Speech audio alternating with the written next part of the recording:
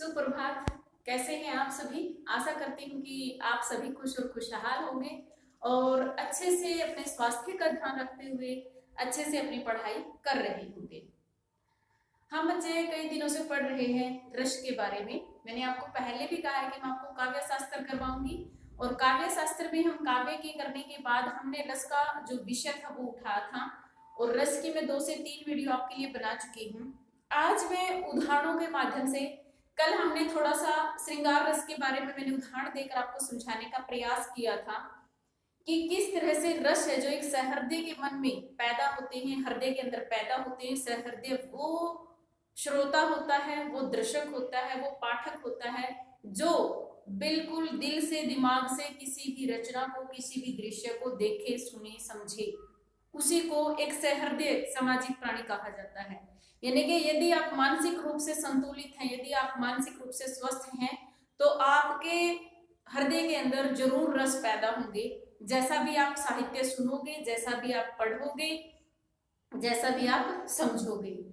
तो मैंने बताया था कि रस 9 प्रकार के होते हैं, उनके बारे में और विस्तार से मैं आपको एक एक करके भी बताने का प्रयास करूंगी। जैसे जैसे आप साहित्य को पढ़ोगे ना, आप दूसरी तरफ राजबाला मैडम आपको पढ़ा रहे हैं, उसमें आपने अगर कबीर पढ़ लिया होगा तो उसके अंदर शांत रस बहुत अधिक होगा, जिसका जो अगर आश्रय की बात की जाए तो जो वो होता है भगत, जो होता है उसके हृदय के अंदर ये भाव पैदा होता है और उसका जो कारण होता है वो प्रभु होता है, वो स्थिति होती है जो बताई जाती है संतों के द्वारा, महात्माओं के द्वारा। वैसे ही मैं आज जो आपके सामने उदाहरण लेकर आई हूँ, सबसे पहले यदि मैं बात करूं, जिसका रस का नाम होगा भयानक और जिसका जो भाव रहेगा वो रहेगा भय। मैंने एक बात समझाने का प्रयास किया था कि जो भाव होते हैं ना, भाव से हृदय के अंदर स्थायी रूप से निवास करते हैं। सारे भाव तुम्हारे अंदर भी, मेरे अंदर भी, सबके अंदर भी, तुम्हारे माता पिता के अंदर भी, तुम्हारे भाई बहन के अंदर भी, सबके अंदर सभी भाव दबे हुए हैं। आवश्यकता किसकी है? परिस्थिति की, अच्छे साहित्य की, अच्छे किसी सीरियल की देखने से, सुनने से, पढ़ने से सबके हृदय के अंदर वो भाव पैदा होते हैं। तो आवश्यकता है दिल से किसी भी चीज को सुनने की, समझने की, पढ़ने की। अब जो सहृदय जो पाठक होता है, यानी कि उसके हृदय के अंदर पहले से ही निवास करते हैं। क्या निवास करते हैं? स्थायी भाव जो होते हैं वो पहले से ही निवास करते हैं और फिर वो किस में परिणित हो जाते हैं, किस में बदल जाते हैं? रस के अंदर बदल जाते हैं। जो भय नाम का भाव हमारे हृदय के अंदर ऑलरेडी है, पहले से ही स्थित है, वो जब हम कोई ऐसा दृश्य देखेंगे, उसको देखकर वो उद्दीप्त हो जाएगा हमारे हृदय के अंदर। कुछ ऐसी परिस्थितियां हमें दिखाई देगी तो हमारे हृदय में पैदा होगा और हमारे हृदय में रस पैदा होगा, ध्यान रखना। उसका कारण क्या होगा, उसका आलंबन क्या होगा, उसका उद्दीपन क्या होगा, वो बातें मैंने कल शकुंतला और दुष्यंत के उदाहरण से, ताकि बहुत अच्छे से आपको समझ में आ सके। क्योंकि बच्चों की जो ये एज होती है ना, इसमें श्रृंगार रस का बहुत अधिक तेज गति से संचार होता है। इसलिए मैंने उदाहरण कुछ ऐसा उठाया था कि आपको आश्रय समझ में आ सके कि कौन है? दुष्यंत है। आपको आलंबन समझ में आ सके कि शकुंतला है। शकुंतला को देखकर दुष्यंत के हृदय में रोमांच पैदा होता है, उसके हृदय के अंदर है जो श्रृंगार रस पैदा होता है। फिर मैंने उसकी एक एक जो एक्टिविटी है, जो प्रतिक्रियाएं हैं वो बताई थी, उनके बारे में बताया था। आपको वो बातें जरूर समझ में आ गई होगी। आज केवल श्रृंगार रस ही मनुष्य के हृदय में पैदा नहीं होता, बाकी सभी रस भी पैदा होते हैं। आज मैंने 2 उदाहरण तुम्हारे सामने इसलिए रख दी थी, पहले से ही लिख दिए, ताकि मैं आपको सिर्फ समझा के इसका विस्तार पूर्वक वर्णन कर सकूं, ताकि इनके लिखने में मेरा साथ साथ तुम्हारे पढ़ाते समय बर्बाद ना हो। तो पहले से मैंने आपके सामने 2 उदाहरण लिखे, उन 2 उदाहरणों के अंदर से हम स्पष्ट करेंगे कि केवल श्रृंगार रस ही पैदा नहीं होता, बल्कि जो भयानक रस है वो भी किसी भी सहृदय के हृदय में पैदा होता है। देखिए, एक और अजगर लखी, एक और मृग राय। एक और क्या देखा? अजगर। कि एक और तो क्या था? अजगर था, शाम था। लखी का मतलब देखकर, कि एक और अजगर को देखकर, एक और मृगराज, और दूसरी तरफ क्या है? मृगराज। मृगराज यानी का मतलब शेर। कि हम बीच में से जा रहे हैं, जंगल में से अकेले जा रहे हैं और एक तरफ हमने देखा कि बहुत बड़ा जो सांप है वो हमारे सामने बैठा, बहुत बड़े बड़ा अजगर, और दूसरी तरफ चलने लगे तो क्या आ गया है? शेर दिखाई देता है आंखों के सामने, की जैसे शेर मेरी आंखों के सामने या शेर मेरी तरफ आ रहा है। ये चीज देखी। विकल बटोही बीच में, विकल का मतलब बेचैन, बटोही का मतलब राही, कोई भी हो सकता है, मैं भी हो सकती हूँ, तुम भी हो सकते हो, कोई भी हो सकता है, कि बेचैन होकर जो बटोही राही था, जो पथिक था, बीच में उन दोनों के बीच में एक तरफ देखे सांप और एक तरफ देखे मृगराज परियों मूर्छा खाए। और वो तभी उसने देखा कि इधर तो जाऊंगा तो मुझे सांप खा जाएगा और इधर जाऊंगा तो मुझे क्या खा जाएगा, शेर खा जाएगा। और ऐसा देखते ही पहले उसके अंदर भय पैदा हुआ, और भय जो उसके अंदर ही था और भाव का संचार हुआ, और उसके अंदर वो भय पैदा हो गया, भयानक रस पूरी तरह से पैदा हो गया, और वो मूर्छा आकर वहीं पर गिर गया। कि उनको देखते ही, उसने खाया नहीं, ना अजगर ने उसको खाया, ना सांप ने उसको खाया, पहले से ही उसके हृदय के अंदर इतना भयानक रस पैदा हो गया, इतना भय पैदा हो गया कि भयानक रस की उपस्थिति के कारण वो व्यक्ति मूर्छित हो गया। आप होते तो आपके हृदय में पैदा होता, मैं होती ऐसी स्थिति में तो मेरे हृदय में पैदा होता। अब हमें समझना क्या है कि इसमें भाव कौन सा, स्थायी भाव कौन सा है, हम लिखेंगे यहाँ पर अच्छे से। यदि हमें समझना तो स्थायी भाव क्या है इसके अंदर, वो है भय। दूसरा, इसमें आश्रय कौन है, किसके हृदय के अंदर पैदा हुआ है, विकल बटोही, यानी कि बटोही क्या है, आश्रय है। आश्रय क्या होता है, जिसके हृदय में रस पैदा होता है। फिर आलंबन, आलंबन कौन होता है, जिसके कारण वो रस पैदा होता है। किसके कारण पैदा हुआ है, अजगर को देखकर और मृगराज को देखकर। तो आलंबन कौन हुआ, अजगर हुआ है और मृगराज, इन दोनों को देखकर पैदा हुआ है ना। फिर उद्दीपन क्या हुआ है,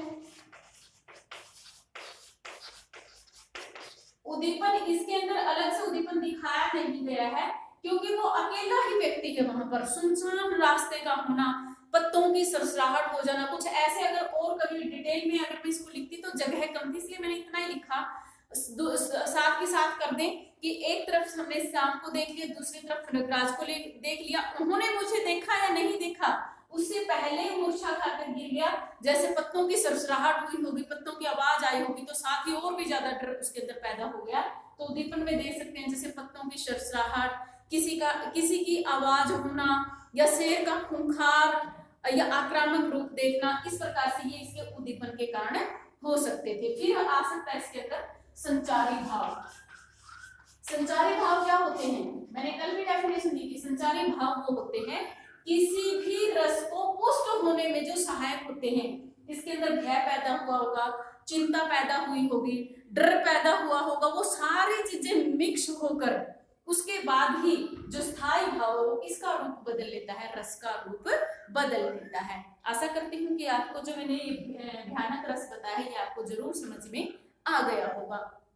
अब मैं एक और रस की बात करूंगी, आपको शायद सुनने में बहुत बुरा सा नहीं लगेगा ये, क्योंकि आपके मन में घृणा पैदा होगी, जुगुप्सा भाव पैदा होगा। जुगुप्सा का मतलब ऐसे घिन पैदा होगी आपके हृदय में। मैंने ऐसा ही उदाहरण लिया है ताकि उसको पढ़ते पढ़ते आपके हृदय में वो भाव पैदा होना चाहिए, इसीलिए मैंने यही उदाहरण आपके सामने लिखा है और इसी उदाहरण के माध्यम से बात करेंगे। क्या है, सिर पर बैठो काग, आंख दो खाद निकाट। एक युद्ध के दृश्य का चित्रण यहाँ पर किया गया है। मैथिली शरणगुप्त के द्वारा यह कविता लिखी गई है और मैथिली शरणगुप्त की इस कविता को मैंने आपके उदाहरण के लिए उठाया है। क्या लिखा है, युद्ध के बाद का दृश्य है, युद्ध के बाद का जो दृश्य है उस शमशान घाट की तरह पड़े हुए उस युद्ध के मैदान को चित्रित किया है मैथिली शरणगुप्त ने।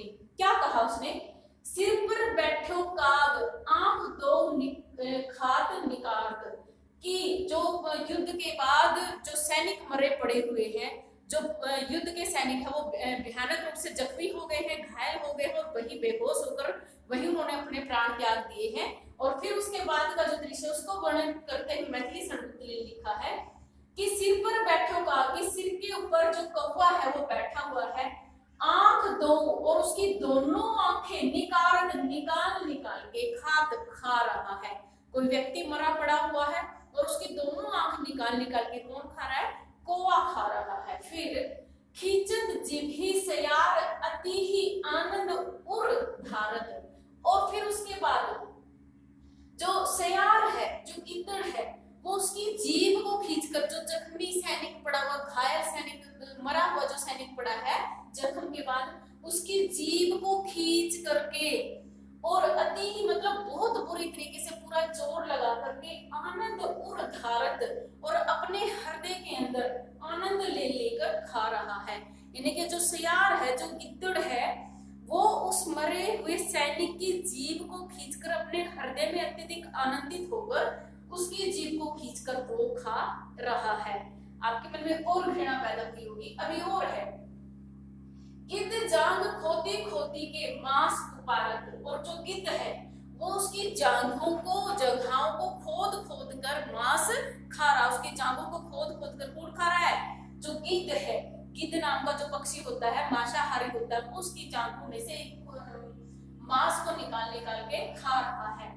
समान उंगलियां काटी काटी के खात विदारत, और जो स्वान, स्वान का मतलब कुत्ते, जो कुत्ता है वो उसकी उंगलियों को काट काट के खा रहा है।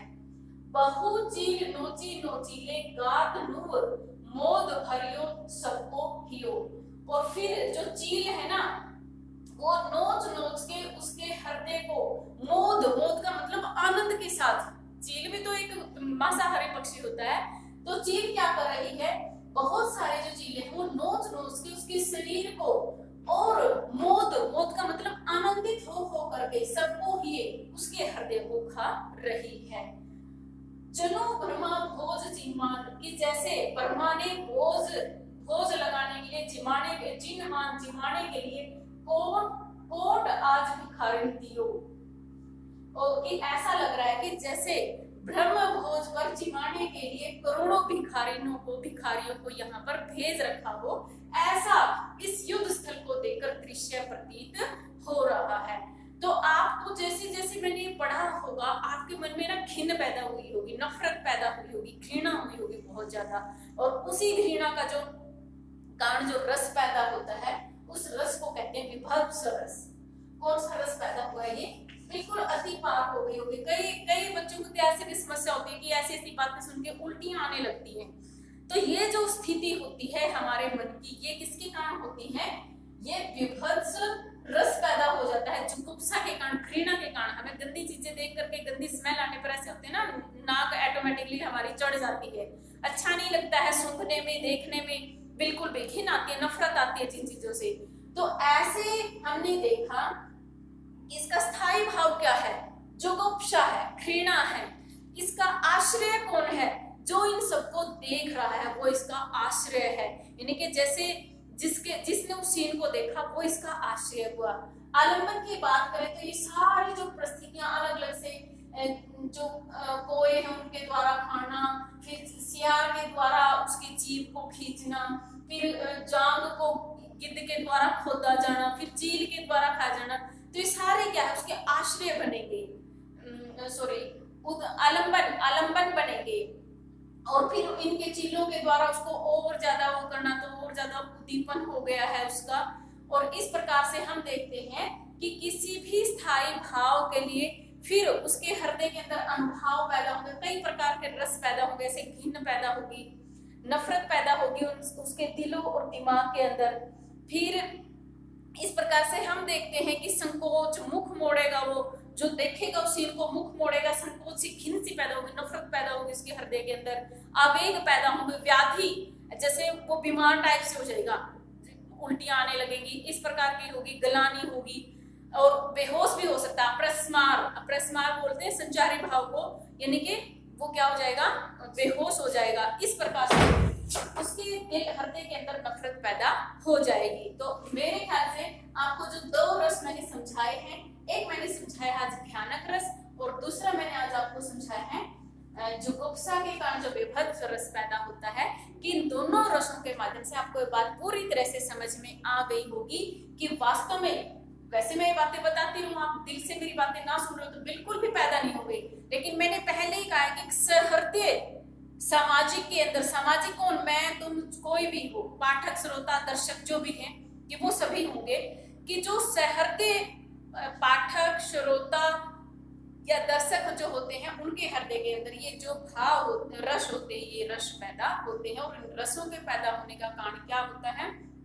स्थायी भाव होते हैं, और स्थायी भाव के पुष्ट होने पर ही क्या बनते हैं? रस बनते हैं। लेकिन उसके लिए जरूरी क्या है? उसके लिए जरूरी है आलंबन, उसके लिए जरूरी है उद्दीपन, उसके बाद अनुभाव होगा और अनुभाव के बाद रस बन जाएंगे। तो आशा करती हूँ कि आपको जरूर समझ में आ गया होगा। फिर भी यदि किसी बच्चे की कोई समस्या है तो मेरे से फोन पर बात कर सकता है। धन्यवाद। जय हिंद, जय भारत।